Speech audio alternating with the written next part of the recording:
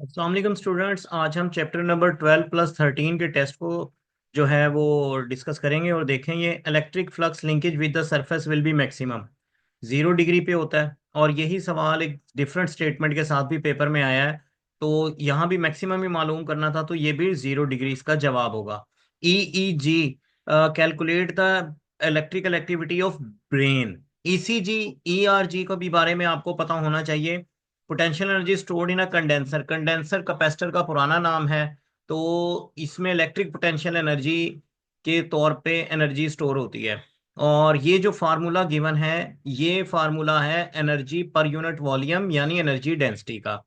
Maximum power output आपने बतानी है इसमें, तो पहले मैक्सिमम पावर आउटपुट का फार्मूला आपको पता होना चाहिए। और मैक्सिमम पावर आउटपुट के लिए ये रिलेशन हम बनाते हैं। तो ये रिलेशन कब ये वाला रिलेशन देगा, देखें, जब आर यानी लोड रेजिस्टेंस और इंटरनल रेजिस्टेंस बराबर हो जाए तो ये पूरा आपको देगा फार्मूला। अच्छा जी, नेक्स्ट देखें। How can you identify which plate of capacitor is positively charge. इसके दो तरीके हैं, गोल्डी इलेक्ट्रोस्कोप और फ्री चार्ज मेथड।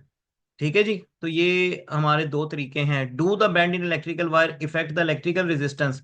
ये रेजिस्टेंस का फार्मूला ये जो आप देख रहे हैं, अगर बेंड देने से लेंथ और एरिया चेंज नहीं हो रहा तो रेजिस्टेंस पे कोई फर्क नहीं पड़ेगा। Define electron volt, energy gain by an electron while accelerating through the potential difference of 1 volt. तो ये यहाँ पे E लगाएं, E की वैल्यू यानी चार्ज ऑफ इलेक्ट्रॉन, और 1 वोल्ट लगाएं तो आपको वैल्यू मिल जाएगी इलेक्ट्रॉन वोल्ट की।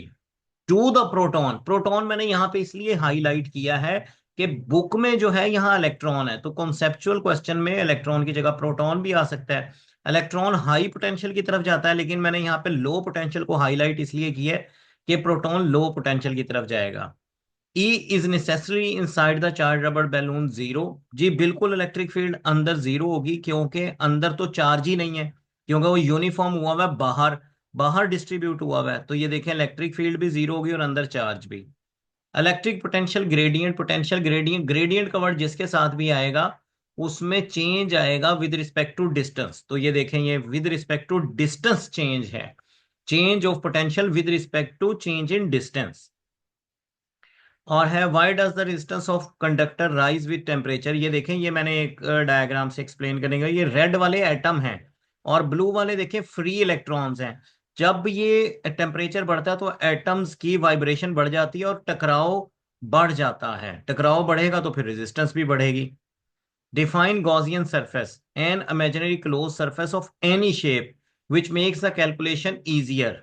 ये इमेजिनरी शेप होती है, जहां पे इलेक्ट्रिक फील्ड निकालनी होती है वहां हम इसको अप्लाई करते हैं। और इसी तरह एक चार्ज पे 2E चार्ज है एक पार्टिकल पे और 3 वोल्ट से वो एक्सेलरेट कर रहा है, तो उसकी एनर्जी हम इसी फार्मूले से निकालेंगे, ये गिवन है। और ये एक्सरसाइज का क्वेश्चन है जिसको हम इस फार्मूले से फाइंड आउट कर सकते हैं। ठीक है, ये हमने साबित करना है कि किस में रेजिस्टेंस लोअर होगी। तो ये फार्मूला एक बार 500 वाट 220 वोल्ट, 100 वाट और 220 पे लगाएंगे तो आपको पता लग जाएगा कि 100 वाट वाले की रेजिस्टेंस ज्यादा होगी। नेक्स्ट है जी हमारे पास, देखिए इसका पेपर का लॉन्ग क्वेश्चन है। State the Gauss's law for infinite sheet. ये इनफिनिट शीट है और ये देखिए, सिर्फ ये जो दो साइडें हैं ना, यहाँ पे इलेक्ट्रिक फील्ड होगी और यहाँ इलेक्ट्रिक फील्ड होगी इस इनफिनिट शीट की वजह से। जो ये गोल एरिया है ना गॉसियन सरफेस का, इस गोल एरिया में इलेक्ट्रिक फील्ड जीरो होती है, इसलिए ये E+A। और यहाँ पे ये गॉसेस लॉ में इसको कंपैरिजन में लिखा और ये फाइनल एक्सप्रेशन हमारे पास निकलेगा। तो ये तीन अहम स्टेप मैंने इसके आपके लिए लिख दी हैं, इसको आपने देख लेना है। नेक्स्ट है, how many electron pass through an electric bulb. Number of electrons निकालने हैं, तो यहां लगेगा फार्मूला किसका, करंट का ही।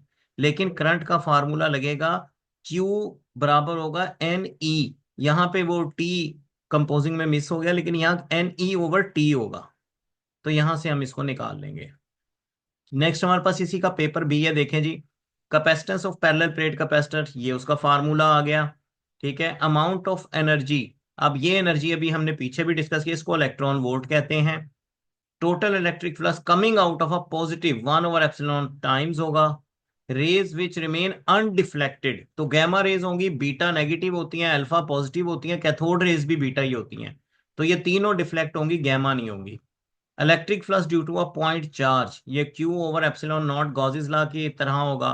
अ charge of 90 coulomb pass in one. अब ये असल में न्यूमेरिकल भी है, चैप्टर नंबर 13 का दूसरा। तो ये आपने वहां से हल कर लेना है, उसका 20 मिली एम्पियर जवाब आता है। नेक्स्ट हमारे पास देखें जी, शॉर्ट क्वेश्चन है, a time constant is equal to.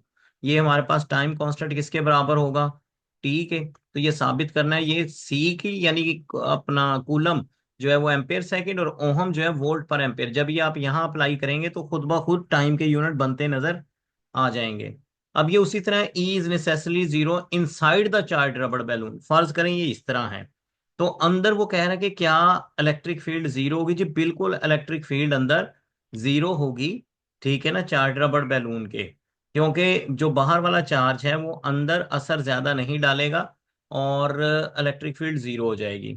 Show that Newton पर coulomb is equal two volt पर मीटर। तो वोल्ट पर मीटर देखें, वोल्ट बराबर होता है जॉल पर सेकंड के, जॉल बराबर होता है न्यूटन पर मीटर के, मीटर मीटर से कैंसिल, तो न्यूटन पर मीटर रह जाएगा। इसी तरह डिफाइन इलेक्ट्रॉन वोल्ट, तो ये फिर मैंने आपको बताया जो भी मैं पीछे डिफाइन करके आया हूँ, तो इसी फार्मूले से इलेक्ट्रॉन वोल्ट को डिफाइन करेंगे। Write the applications of Gauss's law, infinite sheet of charge की इलेक्ट्रिक फील्ड, स्फेयर की इलेक्ट्रिक फील्ड और पैरेलल प्लेट्स की इलेक्ट्रिक फील्ड। तो तीन एप्लीकेशन है इसकी, स्फेयर, इनफिनिट शीट और पैरेलल प्लेट्स की electric field. Write two properties of electric line of force, never cross each other. ठीक है, always from positive to negative, where the field lines are closer, the strength which shows the strength, and where they are farther apart, the weak field shows. Define the electric flux and give its unit. तो electric flux का तो dot product of electric field and vector area होता है, और यहीं से इसके unit भी निकाल देंगे। Differentiate between electric potential and electric potential difference. Electric potential को तो सीधा डिफाइन कर देंगे, work done per unit charge. और इलेक्ट्रिक पोटेंशियल क्या होगा, the potential between two points inside the electric field. Potential difference is applied across the end of a copper wire. तो अगर कॉपर वायर के एंड पे है तो ड्रिफ्ट वेलोसिटी वो कह रहा है कि क्या होगी। देखिए ड्रिफ्ट वेलोसिटी का फार्मूला देखें, अगर पोटेंशियल डिफरेंस इंक्रीज होगा, करंट इंक्रीज होगा, तो current directly proportional drift velocity के। इसी तरह अगर लेंथ डिक्रीज होगी तो रेजिस्टेंस कम हो जाएगी, रेजिस्टेंस कम हो गई तो करंट ज्यादा हो जाएगा। तो फिर भी यानी दोनों केसेस में ड्रिफ्ट वेलोसिटी इंक्रीज ही होगी।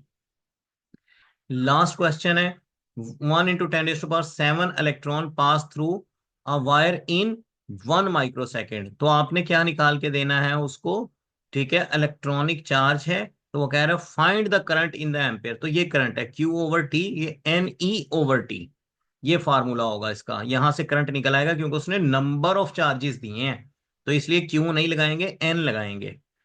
नेक्स्ट हमारे पास इसका long question, define the resistivity of material, how does it depend upon the temperature. तो रेजिस्टिविटी निकालने के लिए देखिए, हम कहते हैं कंडक्टर की लेंथ रेजिस्टेंस के डायरेक्टली प्रोपोर्शनल और एरिया के इनवर्सली प्रोपोर्शनल है। जब इन दोनों को इकट्ठा करेंगे तो इनका जो कांस्टेंट होगा ये रेजिस्टिविटी होगी, और ये रेजिस्टिविटी का फार्मूला आ गया। रेजिस्टिविटी के यूनिट होते हैं ओहम मीटर। और ये जो न्यूमेरिकल गिवन है, स्टेटमेंट वाजे है, इसमें आपने फार्मूला लगाना है Q = NE और CV, यानी Q = CV लगाना है, और इसका जवाब आएगा N। जब आप यहां से निकालेंगे 7 × 10⁻13 इलेक्ट्रॉन्स। शुक्रिया, अल्लाह हाफिज।